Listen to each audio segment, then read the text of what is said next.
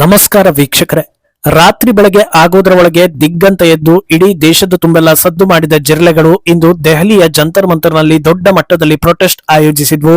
ಇನ್ಸ್ಟಾಗ್ರಾಂನಲ್ಲಿ ಕೋಟಿ ಗಟ್ಟಲೆ ಹಿಂಬಾಲಕರಿದ್ದರಿಂದ ಇವತ್ತು ದೆಹಲಿಯಲ್ಲಿ ಕಾಲಿಡೋದಕ್ಕೂ ಜಾಗ ಇರೋದಿಲ್ವೇನೋ, ಕಾಲ್ ತುಳಿತಕ್ಕೆ ಎಷ್ಟು ಜನರು ಬಲಿಯಾಗ್ತಾರೋ ಏನೋ, ಇವರನ್ನ ಕಂಟ್ರೋಲ್ ಮಾಡೋದಕ್ಕೆ ಭಾರತದ ಎಲ್ಲಾ ರಾಜ್ಯಗಳಿಂದಲೂ ಪೊಲೀಸರನ್ನ ಕರೆಸಬೇಕಾಗುತ್ತೇನೋ ಅನ್ನೋ ಭಯ ಎಲ್ಲರಲ್ಲೂ ಇತ್ತು. ಆದ್ರೆ ನೋಡಿದ್ರೆ ಕೇವಲ ಬೆರಳೆಣಿಕೆಯಷ್ಟು ಜನರು ಮಾತ್ರ ಕಾಣಿಸಿದ್ರು. ಫಾರಿನ್ ನಲ್ಲಿ ಕೂತ್ಕೊಂಡೇ ಭಾರತದ ಬಗ್ಗೆ ಕಾಳಜಿ ತೋರಿಸಿ ಪಕ್ಷವನ್ನ ಕಟ್ಟಿದ್ದ ಕಾಕ್ರೋಚ್ ಸಂಸ್ಥಾಪಕ ಕೂಡ ಭಾರತಕ್ಕೆ ಎಂಟ್ರಿ ಕೊಟ್ಟಿದ್ರಿಂದ ಆತನಿಂದ ಏನಾದ್ರೂ ಮೋಡಿ ಆಯ್ತಾ ನೋಡಿದ್ರೆ ಅದು ಕೂಡ ಆದಂತಿಲ್ಲ. ಆದ್ರೆ ಈ ಪ್ರೊಟೆಸ್ಟ್ ಆಯೋಜನೆ ಮಾಡಿದ್ರಿಂದ ಎಲ್ಲಾ ಜಿರಳೆಗಳು ಕೂಡ ಎಕ್ಸ್ಪೋಸ್ ಆದಂತಾಗಿದೆ. ಈ ಮಧ್ಯೆ ಮಾಧ್ಯಮದವರು ಕೇಳಿದ ಪ್ರಶ್ನೆಗಳಿಗೆ ಜಿರಳೆಗಳು ಕೊಟ್ಟ ಉತ್ತರ ಎಲ್ಲರಲ್ಲೂ ನಗುವನ್ನ ತರಿಸ್ತಾ ಇದೆ. ಇದೆಲ್ಲವನ್ನ ಒನ್ ಬೈ ಒನ್ ವಿವರಿಸ್ತಾ ಹೋಗ್ತೀವಿ. ಈ ವಿಡಿಯೋವನ್ನ ತಪ್ಪದೆ ಕೊನೆ ತನಕ ನೋಡಿ. ಅದಕ್ಕೂ ಮುನ್ನ ಮೀಡಿಯಾ ಮಾನ್ಸ್ಟರ್ ಚಾನೆಲ್ ಅನ್ನ ತಪ್ಪದೆ ಸಬ್ಸ್ಕ್ರೈಬ್ ಮಾಡಿ. ಎಸ್, ಸದ್ಯದ ಪರಿಸ್ಥಿತಿಯಲ್ಲಿ ಭಾರತಕ್ಕೆ ಬೇಕಾಗಿರೋದು ಒಂದು ಒಳ್ಳೆ ವಿಪಕ್ಷ. ಮೋದಿ ಸರ್ಕಾರ ಭಾರತದ ಹಿತದೃಷ್ಟಿಯಿಂದ ಸಾಕಷ್ಟು ಒಳ್ಳೆ ಕೆಲಸಗಳನ್ನ ಮಾಡ್ತಾ ಇದೆ ನಿಜವೇ. ಆದ್ರೆ ಎಲ್ಲಾ ನಾಯಕರು ಒಂದೇ ರೀತಿ ಇದ್ದಾರೆ ಅನ್ನೋದನ್ನ ಹೇಳೋ ರೀತಿ ವಾತಾವರಣ ಇಲ್ಲ. ಆದ್ರಿಂದ ಆಗಾಗ ಆಡಳಿತ ಪಕ್ಷವನ್ನ ಎಚ್ಚರಿಸೋದಕ್ಕೆ ಎಲ್ಲೆಲ್ಲಿ ಎಡವಿದ್ದಾರೆ ಅದನ್ನ ಹೇಗೆ ಬೆಟರ್ ಮಾಡ್ಬೋದಿತ್ತು ಅಂತ ಜನರಿಗೆ ತಿಳಿಸೋದಕ್ಕೆ ಒಂದು ಪ್ರಬುದ್ಧ ವಿಪಕ್ಷ ಬೇಕಿದೆ. ಅಂತ ವಿಪಕ್ಷ ಇತ್ತು ಅಂದ್ರೆ ಆಡಳಿತದಲ್ಲಿ ಇರುವವರಿಗೂ ಸ್ವಲ್ಪ ಭಯ ಇರುತ್ತೆ, ಎಚ್ಚರಿಕೆಯಿಂದ ಕೆಲಸಗಳನ್ನ ಮಾಡ್ತಾರೆ. ಆದ್ರೆ ಖಾಲಿ ಡಬ್ಬದ ರೀತಿ ಸುಳ್ಳು ಹೇಳಿ ರಂಪ ಮಾಡುವವರು ಇದ್ಬಿಟ್ರೆ ಆಡಳಿತ ಪಕ್ಷ ಡೋಂಟ್ ಕೇರ್ ಅನ್ನೋ ಹಾಗೆ ನಾವು ಮಾಡಿದ್ದೆ ಸರಿ ಅಂತ ಅಂದುಕೊಳ್ಳುತ್ತೆ. ವಿಪಕ್ಷ ಫೇಲ್ ಆಗಿರೋ ಹೊತ್ತಲ್ಲಿ ಕಾಕ್ರೋಚ್ ಜನತಾ ಪಾರ್ಟಿ ಬಂತು. ಹೆಸರು ಕೇಳಿ ಜನರಿಗೆ ವಾಕರಿಕೆ ಬಂದ್ರು. ಹೆಸರು ಮುಖ್ಯ ಅಲ್ಲ, ಉದ್ದೇಶ ಮುಖ್ಯ ಅಂತ ಕಾದು ನೋಡಿದ್ರು. ಆದ್ರೆ ಕಾಕ್ರೋಚ್ಗಳ ಮೊದಲ ಹೋರಾಟದಲ್ಲಿ ನೀವು ನಿಜವಾಗಿಯೂ ಜಿರಳೆಗಳೇ ಅನ್ನೋ ರೀತಿ ಜನರಿಗೆ ಖಾತ್ರಿ ಆಗೋ ಹಾಗಾಗಿದೆ. ಬಹುಕಾಲದಿಂದ ರಾಹುಲ್ ಗಾಂಧಿಗೆ ಜಂಜಿಗಳನ್ನ ಬೀದಿಗಿಳಿಸಿ ನೇಪಾಳದ ರೀತಿ ದಂಗೆ ಎಬ್ಬಿಸಿ ಸರ್ಕಾರವನ್ನ ಉರುಳಿಸೋ ಕನಸಿತ್ತು. ಅದಕ್ಕಾಗಿ ಸಾಕಷ್ಟು ಪ್ರಯತ್ನ ಮಾಡಿದ್ರು, ಆದ್ರೆ ಅದು ಕೈಗೂಡಿರ್ಲಿಲ್ಲ. ಈಗ ಸಿಜೆಪಿ ಆ ಕೆಲಸ ಮಾಡ್ತಾ ಇದೆ ಅಂದಾಗ ನಿರೀಕ್ಷೆ ದೊಡ್ಡ ಮಟ್ಟದಲ್ಲಿ ಇತ್ತು. ದೆಹಲಿಯಲ್ಲಿ ಪ್ರೊಟೆಸ್ಟ್ ಘೋಷಣೆ ಮಾಡಿದ್ರು, ಆದ್ರೆ ಪರ್ಮಿಷನ್ ಕೇಳಬೇಕು ಅನ್ನೋ ಕಾಮನ್ ಸೆನ್ಸೇ ಇರ್ಲಿಲ್ಲ. ಎಲ್ಲಾ ಮಾಧ್ಯಮಗಳು ಈ ಬಗ್ಗೆ ವರದಿ ಮಾಡಿದ್ಮೇಲೆ ಜಿರಳೆಗಳು ಪರ್ಮಿಷನ್ ತಗೊಂಡ್ವು. ಭಾರಿ ದೊಡ್ಡ ಮಟ್ಟದಲ್ಲಿ ಸೇರಿದ್ರ ಅಂತ ನೋಡಿದ್ರೆ ಸಾವಿರದ ಲೆಕ್ಕದಲ್ಲಿ ಕಾಣಿಸ್ತು. ಸರಿ, ಕ್ರಾಂತಿ ಅಂತ ಬಂದಾಗ ಈ ರೀತಿ ಲೆಕ್ಕ ನೋಡಿ ಆಡಿಕೊಳ್ಬಾರ್ದು. ಅವರ ಕಿಚ್ಚು ಹೇಗಿದೆ ಅಂತ ನೋಡಿದ್ರೆ ಅಲ್ಲಿ ಒಂದೇ ಒಂದು ಜಿರಳೆಗೂ ವಿದ್ಯೆ, ಬುದ್ಧಿ, ಸಾಮಾನ್ಯ ಜ್ಞಾನ ಇಲ್ಲ ಅನ್ನೋದು ರಿವೀಲ್ ಆಗ್ತಾ ಇದೆ. ಹೋರಾಟಕ್ಕೆ ಬಂದಿದ್ದ ಪ್ರತಿ ಕಾಕ್ರೋಚ್ಗೂ ಎಜುಕೇಶನ್ ಮಿನಿಸ್ಟರ್ ರಿಸೈನ್ ಮಾಡಬೇಕು ಅನ್ನೋದನ್ನ ಹೈಲೈಟ್ ಮಾಡೋದಕ್ಕೆ ಹೇಳಲಾಗಿತ್ತು ಅನ್ಸುತ್ತೆ. ಅದರಿಂದ ಪ್ರತಿಯೊಬ್ಬರು ಅದೇ ಘೋಷಣೆಯನ್ನ ಕೂಗ್ತಾ ಇದ್ರು.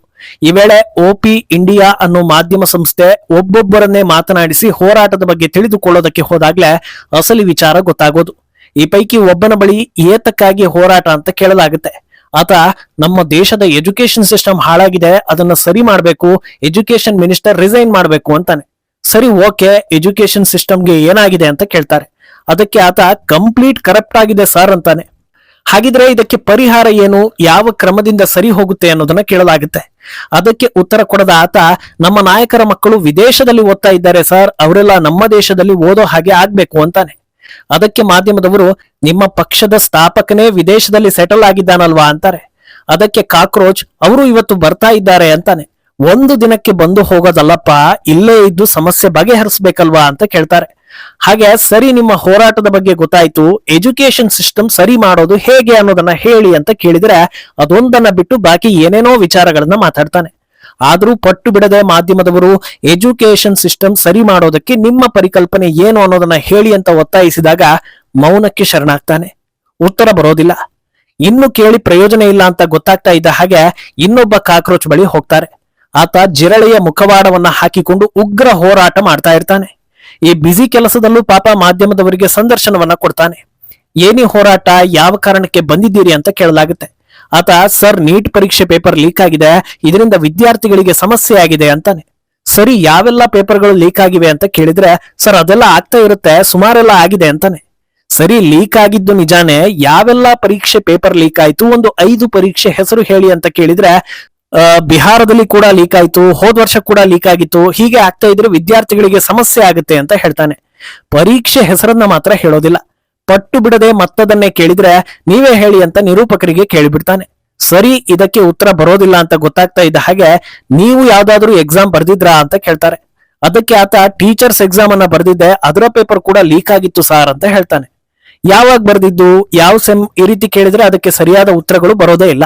ಆದ್ರೆ ಒಂದೆರಡು ಮಾರ್ಕ್ ನಿಂದ ಫೇಲ್ ಆಗ್ಬಿಟ್ಟೆ ಸರ್ ಅಂತ ಹೇಳ್ತಾನೆ. ಅದಕ್ಕೆ ಪ್ರತಿಕ್ರಿಯಿಸೋ ಪತ್ರಕರ್ತ, ನೀವು ಬರೆದ ಎಕ್ಸಾಮ್ ಪೇಪರ್ ಲೀಕ್ ಆಗಿತ್ತು ಅಂತ ಹೇಳ್ತಾ ಇದ್ದೀರಾ, ಪೇಪರ್ ಲೀಕ್ ಆದ್ರೆ ಪರೀಕ್ಷೆ ಕ್ಯಾನ್ಸಲ್ ಆಗ್ಬೇಕಲ್ವಾ, ಮತ್ ಹೇಗೆ ಎಕ್ಸಾಮ್ ಬರೆದ್ರಿ ಅಂತ ಕೇಳಿದ್ರೆ ಉತ್ತರ ಬರೋದಿಲ್ಲ.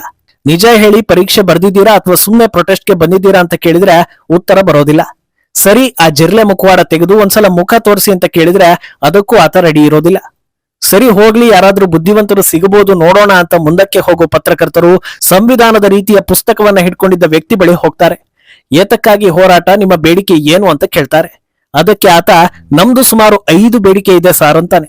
ಸರಿ, ಯಾವ್ದು ಹೇಳ್ಬಿಡಿ ಅಂತ ಕೇಳಿದ್ರೆ, ಮೊದಲನೆಯದಾಗಿ ಎಜುಕೇಶನ್ ಮಿನಿಸ್ಟರ್ ಧರ್ಮೇಂದ್ರ ಪ್ರಧಾನ್ ರನ್ನ ತೆಗೆದು ಹಾಕ್ಬೇಕು. ಎರಡನೇದಾಗಿ ದೇಶದಲ್ಲಿ ನಿರುದ್ಯೋಗ ನಿರ್ಮೂಲನೆ ಆಗ್ಬೇಕು, ಎಲ್ರಿಗೂ ಉದ್ಯೋಗ ಸಿಗಬೇಕು ಅಂತಾನೆ. ಈ ಹೊತ್ತಲ್ಲಿ ಬೇರೆ ಏನೋ ಮಾತಾಡೋದಕ್ಕೆ ಹೋದಾಗ ಪಟ್ಟು ಬಿಡದ ಪತ್ರಕರ್ತರು ಮೂರನೇ ವಿಚಾರ ಹೇಳಿ ಸಾರ್ ಅಂತಾರೆ. ಅದಕ್ಕೆ ದೇಶದಲ್ಲಿ ಬಡವರು ಹಾಗೂ ಶ್ರೀಮಂತರ ನಡುವೆ ವ್ಯತ್ಯಾಸ ಇರಬಾರದು, ಎಲ್ಲರೂ ಸಮನಾಗಿರ್ಬೇಕು ಅಂತಾನೆ. ಆಮೇಲೆ ಉತ್ತರಾಖಂಡದಲ್ಲಿ ಒಂದು ಆಯುರ್ವೇದಿಕ್ ಔಷಧ ತಯಾರಿಸೋ ಕಂಪನಿಯನ್ನ ದೆಹಲಿಯ ಒಂದು ಪ್ರೈವೇಟ್ ಕಂಪನಿಗೆ ಸರ್ಕಾರ ಮಾರಿದೆ, ಅದನ್ನ ಹಿಂದಕ್ಕೆ ಪಡಿಬೇಕು ಅಂತ ಹೇಳ್ತಾನೆ. ಸರಿ, 5ನೇದ್ದು ಏನು ಅಂತ ಕೇಳಿದ್ರೆ ಎಷ್ಟೇ ಯೋಚಿಸಿದ್ರು ಅದು ಹೊಳೆಯೋದಿಲ್ಲ, ಇಷ್ಟೇ ಸಾರ್ ಅಂತ ಹೇಳ್ತಾನೆ. ಸರಿ, ಕೈಯಲ್ಲಿರೋ ಸಂವಿಧಾನದಲ್ಲಿ ಏನಿದೆ ಅಂತ ಕೇಳಿದ್ರೆ ಅದನ್ನ ತೋರಿಸೋದಕ್ಕೆ ಹಿಂಜರಿತಾನೆ. ಯಾಕೆ ಅಂತ ನೋಡಿದ್ರೆ ಅದು ಸಂವಿಧಾನ ಅಲ್ಲ, ಬದಲಾಗಿ ಬೇರೆ ಡೈರಿ ಅನ್ನೋದು ಗೊತ್ತಾಗುತ್ತೆ. ಡೈರಿ ಹಿಡ್ಕೊಂಡು ಸಂವಿಧಾನ ಅಂತ ಸುಳ್ಳು ಹೇಳ್ತಿದ್ದೀರಲ್ವಾ, ಇದು ಸರಿನಾ? ಯಾಕೆ ಅಂತ ಕೇಳಿದ್ರೆ ಅದು ಫ್ರೀಡಮ್ ಆಫ್ ಸ್ಪೀಚ್ ಅಂತಾನೆ. ಸರಿ, ಸಂವಿಧಾನದಲ್ಲಿ ಎಷ್ಟು ಆರ್ಟಿಕಲ್ ಇದೆಯಪ್ಪ ಅಂತ ಕೇಳಿದ್ರೆ ಉತ್ತರ ಬರೋದಿಲ್ಲ. ಇದೇನಪ್ಪ ಹೋರಾಟವೆಲ್ಲ ವಿಚಿತ್ರವಾಗಿದೆಯಲ್ಲ ಅಂತ ನೋಡ್ತಾ ಇದ್ರೆ ಇನ್ನೊಂದು ದಿಕ್ಕಲ್ಲಿ ಆಜಾದಿ ಆಜಾದಿ ಅನ್ನೋ ಕಾಶ್ಮೀರದಲ್ಲಿ ಉಗ್ರ ಪ್ರೇಮಿಗಳು ಹೇಳ್ತಾ ಇದ್ದ ಘೋಷಣೆ ಎಲ್ಲ ಕೇಳಿಸೋದಕ್ಕೆ ಶುರುವಾಗಿದೆ.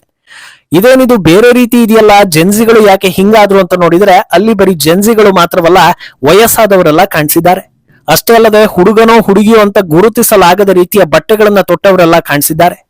ಇನ್ನೊಂದು ದಿಕ್ಕಲ್ಲಿ ವಿದೇಶದಿಂದ ವಿಮಾನದಲ್ಲಿ ಬಂದಿಳಿದ ಜಿರ್ಲೆ ಒಕ್ಕೂಟದ ಸಂಸ್ಥಾಪಕ ದೊಡ್ಡ ಜಿರ್ಲೆ ಅಭಿಜಿತ್ ಏರ್ಪೋರ್ಟ್ ನಲ್ಲಿ ಹೈಡ್ರಾಮಾ ಮಾಡಿದ್ದಾನೆ.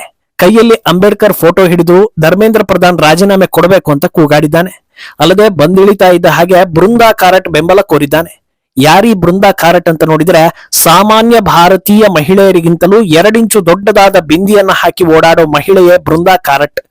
ಇವರ ಹಿನ್ನೆಲೆ ಹಿಂದೂ ದ್ವೇಷ, ಮೂಲತಃ ಕಮ್ಯುನಿಸ್ಟರು, ಸದಾ ಹೋರಾಟದಲ್ಲೇ ಜೀವನ ನಡೆಸುವ ವ್ಯಕ್ತಿತ್ವ ಹಾಗೂ ಆಂಟಿ ಇಂಡಿಯನ್, ಆಂಟಿ ಹಿಂದೂ ರೀತಿ ಗುರುತಿಸಬಹುದಾದ ಎಲ್ಲಾ ಲಕ್ಷಣ ಹೊಂದಿರೋ ವೀರನಾರಿ ಅಂತ ಜನ ಹೇಳ್ತಾರೆ. ಇನ್ನೊಂದು ಕಡೆಯಲ್ಲಿ ಈ ಪ್ರೊಟೆಸ್ಟ್ ನಲ್ಲಿ ಆಮ್ ಆದ್ಮಿ ಕಾರ್ಯಕರ್ತರು, ನಾಯಕರು, ಯೂತ್ ಕಾಂಗ್ರೆಸ್ ನಾಯಕರು, ವಿವಾದಿತ PFI ಕಾರ್ಯಕರ್ತರು, LGBT ಗ್ರೂಪ್, ನಕ್ಸಲ್ವಾದಿಗಳು ಎಲ್ಲರೂ ಸೇರಿ ಬೆಂಬಲವನ್ನ ಕೊಟ್ಟಿದ್ದಾರೆ. ಇದು ಇನ್ಸ್ಟಾಗ್ರಾಮ್ ನಲ್ಲಿ ಬಿಜೆಪಿಯನ್ನ ಹಿಂದಿಕ್ಕಿರೋ ಅತಿ ದೊಡ್ಡ ರಾಜಕೀಯ ಪಕ್ಷ ಕಾಕ್ರೋಚ್ ಜನತಾ ಪಾರ್ಟಿಯ ಮೊದಲ ಪ್ರೊಟೆಸ್ಟ್. ಮುಂದೇನಾಗುತ್ತೆ ಅನ್ನೋದನ್ನ ಕಾದು ನೋಡ್ಬೇಕು. ಈ ಬಗ್ಗೆ ನಿಮ್ಮ ಅಭಿಪ್ರಾಯವನ್ನ ತಪ್ಪದೆ ಕಮೆಂಟ್ ಮೂಲಕ ತಿಳಿಸಿ.